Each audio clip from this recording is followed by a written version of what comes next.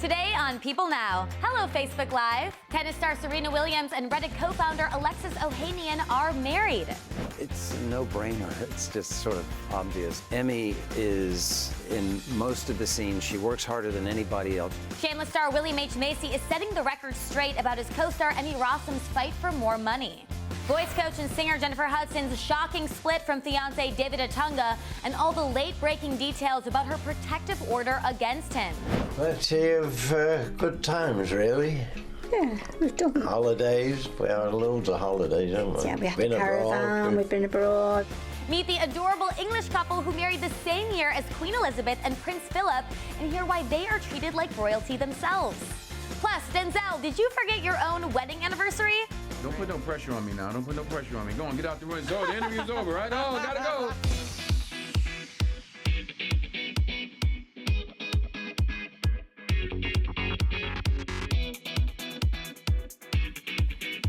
Good morning, Facebook Live and People.com. Happy Friday, everyone!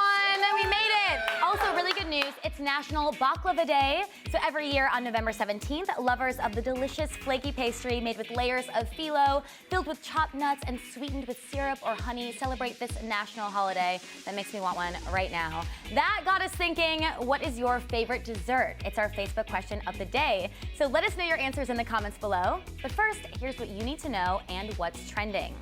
Well, it is a perfect match. Serena Williams and Alexis Ohanian tied the knot in a star-studded ceremony in New Orleans just 11 weeks after the couple welcomed their first child together, a baby girl named Alexis Olympia Ohanian Jr. The pair, who first began dating in 2015, wed at the Big Easy's Contemporary Art Center, exchanging I do's in front of a slew of celebrity guests, including Kim Kardashian West, she was there looking amazing, Eva Longoria was there, and newlywed Colton Haynes made an appearance.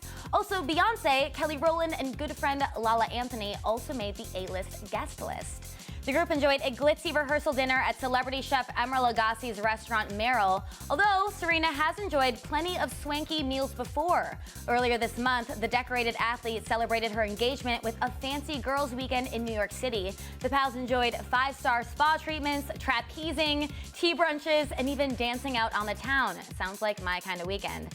And of course, we have to talk about this adorable baby. Little Alexis Jr. already has her own Instagram account with over 100,000 followers. It's a lot of followers, but it's pretty easy to see why. Well, big congrats to Serena and her new hubby. Jennifer Hudson is calling it quits with her fiancé of nearly 10 years, David Otunga. Not only that, the singer has received a protective order against him. The singer's rep telling People exclusively in a statement, quote, they have been in the process of ending their relationship for a number of months, and adding, quote, Jennifer's actions are solely taken in the best interest of their son. Hudson and Otunga are parents to an 8-year-old son, David Daniel Otunga Jr. Following the news that the pair ended their decade-long relationship, Otunga's attorney released a statement to People saying, quote, Mr. Otunga has never abused or harassed Miss Hudson or their son, and it is unfortunate, especially in today's climate, that she would feel the need to make these false allegations against him. Mr. Otunga looks forward to his day in court and in being awarded the residential care of the party's only child. Former pro wrestler Otunga proposed to Hudson in September of 2008 after less than a year of dating. The couple welcomed their son nearly a year after that in August of 2009. Well, as sexual assault and harassment allegations continue to pour out of Hollywood, many actors have taken a stand to stop the behavior from continuing.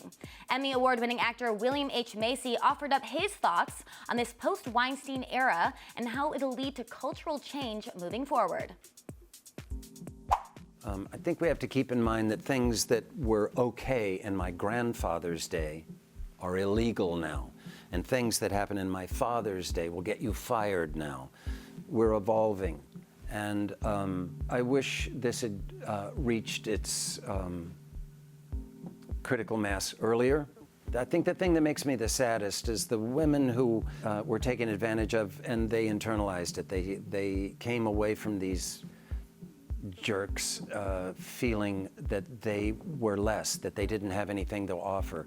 It shook their faith in their own abilities and their own talent, and that is That makes me really angry that someone would do that to someone else. Do you think that this moment is going to be a line in the sand that's broader than just Hollywood and a real cultural moment broadly? Yep, I think I'm very pleased to have daughters. I think it's a good time to be a young woman. And I think the world will be a better place when more women run the world. They're less quick to tear things apart and to blow things up.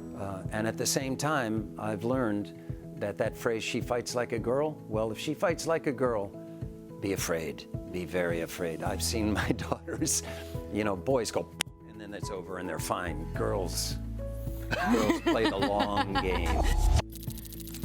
So true, we do play the long game. Be nervous.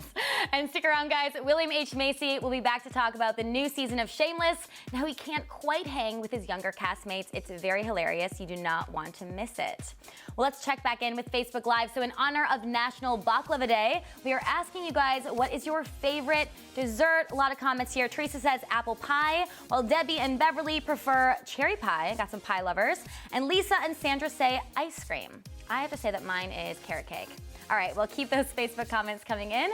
We'll check in with you again soon. But first, we are kicking off Star Treks with a Hollywood icon. Yes, Oscar-winning actor Denzel Washington is used to doing extra prep for his roles, but his new movie, Roman J. Israel Esquire, required a bit more grooming than usual. Denzel revealed the inspiration behind his character's curly do and how you might have noticed some subtle hair changes during last year's Oscar season. I felt like he was stuck somewhere in 70. I picked 77, and I looked at my own pictures. I said, oh, yeah. And then, then you start, I Googled black men in 1977, from Dr. J or whoever, whoever it was. And, just one thing leads to another. You just start heading down that road, your journey, and you find this, then you find that, and then under the side of glasses, and this kind of clothes, that kind of, he weighs this much because he doesn't do, one thing after another. I mean, that's what I love doing. If you go back and look at around the Oscar time and all of that, I kept trying to pack it down. If you look at those pictures, I was getting bigger and bigger and bigger, and I was just trying to pack the hair down to hide it. But probably 6, 7 months. I don't know, I gotta say, I am digging the curls. It's a good look. Movie making is now a family affair with all 4 of his kids in the biz. So does the Washington clan ever head to the theater to watch Dad's work?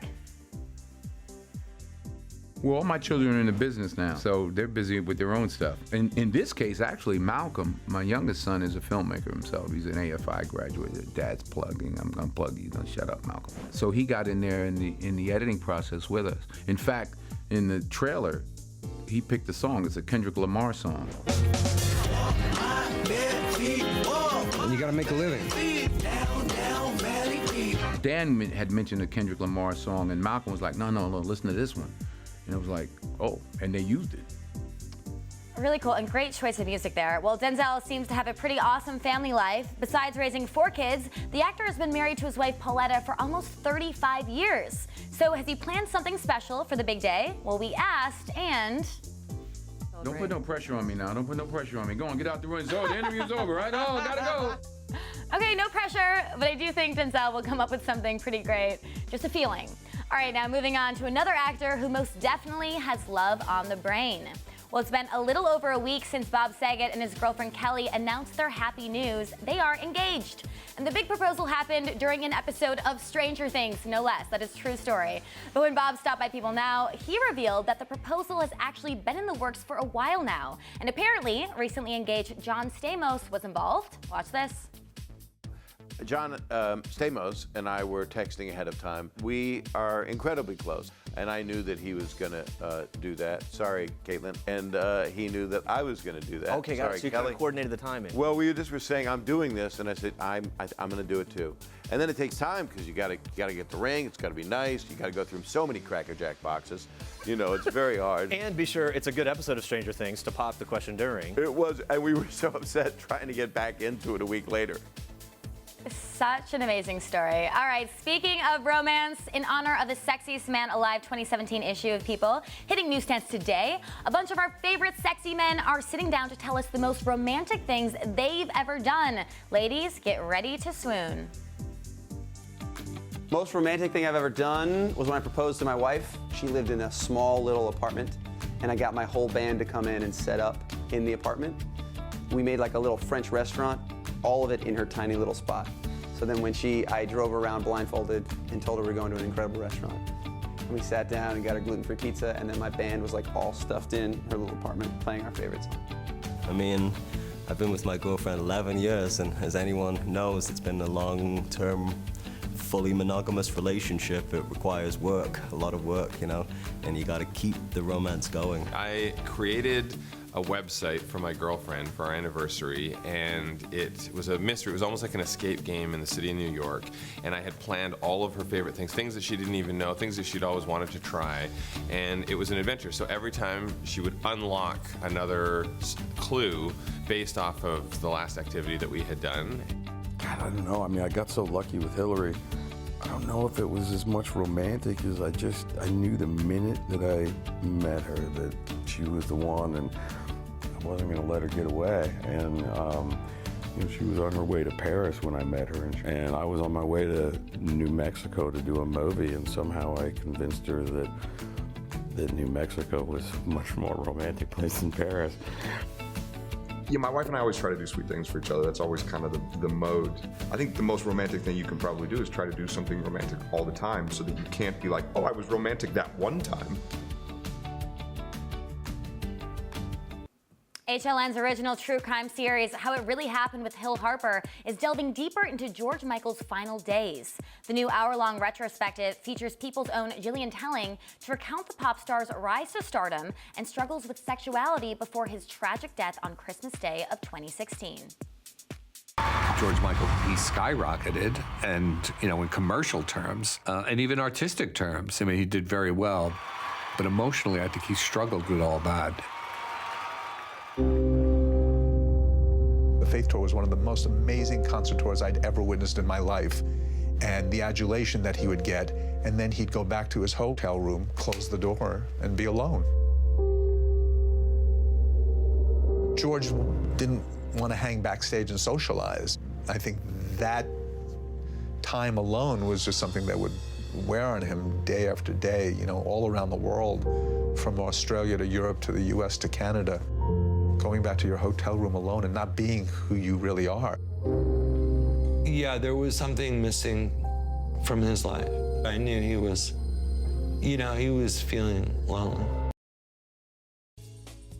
Jeff and June Bancroft of Cheshire, England, have something big in common with Queen Elizabeth and Prince Philip. They got married the same year, meaning the two couples have enjoyed 70 years of wedded bliss. Jeff and June have known each other since they were kids, but it wasn't until they were 15 years old that they went on their first date, and they've been together ever since. They now have 5 children, 15 grandchildren, and 11 great-grandchildren. That's amazing. And they celebrated their big day this past March with a family party at a local pub. They even received a commemorative coin and congratulatory card from the Queen to mark their 70th anniversary. So what do they say is the secret to their long, healthy marriage? Plenty of good times, really. Yeah, we've done holidays. We had loads of holidays, haven't we? Yeah, we had the caravan, we've been abroad, we've done with the kids, taking the kids on the holidays, we've done everything. We've just done things together. It's togetherness, isn't it? And that's it. Oh, cute. Such an inspiration. And speaking of our favorite royal family, here with all the latest updates is our royal correspondent, Imogen Lloyd-Webber. Nice to see you. How cute was that couple? Adorable. That's all I want in life. I want that. Holidays, caravans. Lots to get to this week. Prince William and Prince Harry were both out and about advocating for different causes. So let's start with William. Kensington Palace released a video this week of Prince William meeting with a teen who tried to take her own life after being bullied at 13 years old, as well as with the mother of a British boy who did kill himself after being bullied relentlessly online by his peers. Let's watch a clip from that meeting. It's one thing when it happens in the playground and it's visible there and parents and teachers and other children can see it. Online, you're the only one of you sees it, and it's so personal, isn't it? It goes straight to your your room. Online now with social media, and you can't escape it. You're constantly with that bully. There's no escape from it. And it's written down, so it's there to look back at time and time again. And if you are in a negative space, that's all you can see. I mean, really powerful stuff there. It's very important to be talking about this right now. How did Prince William develop his passion against cyberbullying? And what work is he doing to stop bullying in the UK and around the world, Imogen? His interest was really sparked after the birth of his son, Prince George, when he heard about a young boy who had taken his own life himself following a vicious campaign of online bullying. Prince William looked into the issue further, and it was soon clear to him that there were many similar stories from the UK and around the world, as you say, Andrea. Yeah. He was then inspired to set up an ambitious task force, bringing to the table names such as Apple, Facebook, Google, and Twitter. Others joining the conversation are children's charities and parents. They'll work alongside a panel of young people to find ways to tackle cyberbullying. Just yesterday, Prince William visited London's Google headquarters and YouTube Space London to launch the first ever online code of conduct to empower all young people to take a stand against bullying. It's called the #StopSpeakSupport campaign. Yeah, well, so great he's doing all this. Now, Prince Harry, on the other hand, visited a pop-up clinic in London on Wednesday. What was he there for? This was for his ongoing campaign to promote testing for HIV. Prince Harry has taken 2 public tests, including one with Rihanna, I think we all remember that. He visited the Terence Higgins Trust in Hackney, which is a charity linked to his late mother, Princess Diana. Prince Harry learned about HIV self-test kits, which require a simple finger prick and can give results within just 15 minutes. He also helped hand out some of the kits. It's all part of an awareness-raising week, which aims to increase the acceptance of HIV testing within the most affected groups by dispelling the stigma that still surrounds the virus. Yeah, and it's great that he's raising awareness for this. Now, he's actually following in his mother's footsteps by supporting AIDS and HIV awareness. In what ways is he continuing Princess Diana's legacy with this cause? He is, you're absolutely right. Princess Diana was a real pioneer in the fight against the stigma of HIV and AIDS. Remember how she shook hands of patients at a time when people who were ill were being ostracized from their communities. Prince Harry has put the fight very much at the centre of his public work. His charity, Centre Bali, which he set up in Princess Diana's memory, helps children affected by HIV and AIDS in Lesotho, Africa. And then there are all these charitable visits he's doing. Yeah, now on a sillier note here, the royal brothers were in the news this week for another reason. What is this I hear about Prince William, Prince Harry, and Star Wars? What's going on, Imogen? This is amazing. John Boyega, who stars in the Star Wars The Last Jedi film, has revealed all on this one. Okay. Prince William, Prince Harry, Tom Hardy, and my teen idol Gary Barlow will all appear in the same scene for the movie. The princes filmed the scene when they visited Pinewood Studios just outside of London in April 2016. Now, apparently they all play stormtroopers guarding Boyega's character Finn in an elevator. Okay. This is, to my knowledge, the first film cameo ever made by Prince William or Harry. The Last Jedi will be released on December the 15th, so we'll have to wait until then to see the princes in their stormtrooper outfits. This is amazing. So they're going to be in the next movie, Star Wars. Are they going to be good? You think they're good actors? Well, they're stormtroopers. I mean, you know, how much do you really have to do? What can go wrong? Yeah. Well, we're really excited for that. And let's round out the news about our favorite royal boys by talking about their dad, Prince Charles. So he celebrated a birthday this week. He's 69 years old. How does a royal celebrate their birthday? Are there presents? Is there cake? What's going on here? Apart from the Queen, who has 2 birthdays, one private and one public, trooping the colour, most royals tend to be low-key around their celebrations. Prince Charles is now the oldest heir to the throne for 300 years. In terms of cake habits, the royal we do know about is Prince George. His dad, Prince William, revealed to well-wishers just before his 4th birthday, quote, "He's got a big tummy. He'll probably end up eating all of his cake by himself." Well, that's the only way to do it. Absolutely. Really. When you're 4. Thank you so much for joining us, Imogen. And you guys stay on People.com for all the latest royal updates. Hey, Frank, some kid knocked over a bunch of orchids. It's Francis. What? My name. I made a new tag this morning. The season begins just after he's smoked about 1.5 pounds of methamphetamine, so he's somewhat psychotic. He thinks he's St. Francis by the 3rd episode. Is it because my presence brings you peace? The show's also going to dive into Trump's America this season. How do you We believe... took a couple of shots. Yeah. How does the show critique or sort of criticize or challenge our current political climate? They're smart of staying away from it, except with little pot shots every once in a while. And they use Frank Gallagher a lot to do it. I don't know. I think Frank is a Trump supporter, probably. Yeah. Bullying is a vital part of every ecosystem. It teaches kids resilience. Oh, some of the cast has grown up. I mean, the kids were kids. I look at pictures of them, and it's amazing. And they're very, very close. Our off-screen is similar to the on-screen. I don't spend a lot of time with them because they're 1/3 my age, and they said, "Jeremy's having a birthday party. Do you want to come?" I said, "Sure." I said, "Where is it?" And they said, "Santa Monica." And I went, "Oh." I said, "Okay, I'll do it." For me, I have to pack a lunch and leave the day before to get to Santa Monica. I said, "What time?" They said, 10:30. And I said, "No, don't do it in the evening. Don't do that." They said, 10:30 at night. I said, "I'm not going." Oh, you're thinking 10:30 a.m.? Oh, in the morning. 10:30? You're starting at 10:30? He starts so late. Everything about this was wrong for you, and so you didn't do it. it. No, I didn't just go. wish him a happy birthday from a distance. Yeah, I love him like a brother. I'm not going to Santa Monica at 10:30. Hey, don't blame you. We all have to at least try to get our 8 hours of sleep here. The one and only William H. Macy stars as the dysfunctional patriarch of Showtime's critically acclaimed Shameless. But season 8 of the hit series almost didn't happen after actress Emmy Rossum threatened to leave the show if she did not receive equal pay. Well, Macy, who made headlines as one of Rossum's most supportive co-stars, says defending the 31-year-old was the easiest decision. Here's why.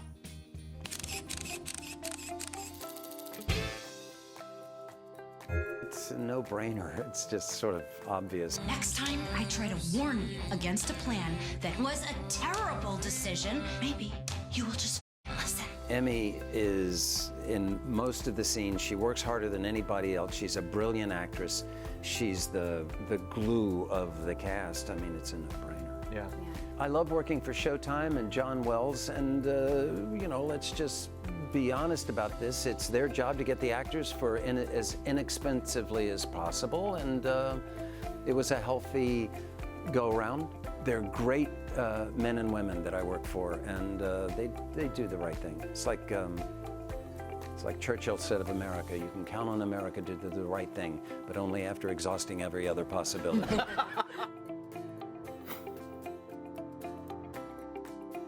Love William H. Macy, love Shameless. All right, let's check back in with Facebook Live. As we're celebrating National Baklava Day, we're asking you guys, what's your favorite dessert? Kiss says chocolate parfait. Stacy loves pineapple upside down cake, great. Shirley says graham cracker lemon pie, and Angel says white chocolate dipped strawberries. These are all amazing choices, and my mouth's like watering now. I actually have to admit that I've never had baklava, so maybe that's what I'm gonna do today. Gotta try it out, it's all the rage. All right, coming up next week, actor and comedian Jason Biggs tells us all about his new Christmas movie, Angry Angel, which is part of Freeform's annual countdown to 25 days of Christmas. Plus, boy band Cody Simpson and The Tide open up about their new EP, Wave 1, and who their dream collaborations are. Thank you so much for watching, and for now we leave you with one last thing from William H. Macy. Have a great weekend, everyone. Hi, I'm William H. Macy, and this is one last thing. The last time I laughed so hard I cried was 2 nights ago. I saw Come From Away on Broadway. It's a beautiful play, and I won't give it away for you, but I gotta tell you, I was laughing, but I started also crying at about 3 minutes into the play, and I cried through the whole play. The last song that was stuck in my head, well, here's a bit of self-promotion. I write songs for the girls in my life for birthdays. I've written them for my daughters and my wife. For my birthday last year, my wife gave me a week in a recording studio with real musicians and a real engineer, and I recorded them. And so now I'm stuck, and I'm writing a song for my wife's birthday, and it's stuck in my head. I'd sing it for you, but then she'd know, wouldn't she? And the last TV show I binge watched was Veep. I also do wallpaper. I had missed some of the early seasons of it, and I went back and started all over. Brilliant writing. I love the actors on that show. I love the style of the show.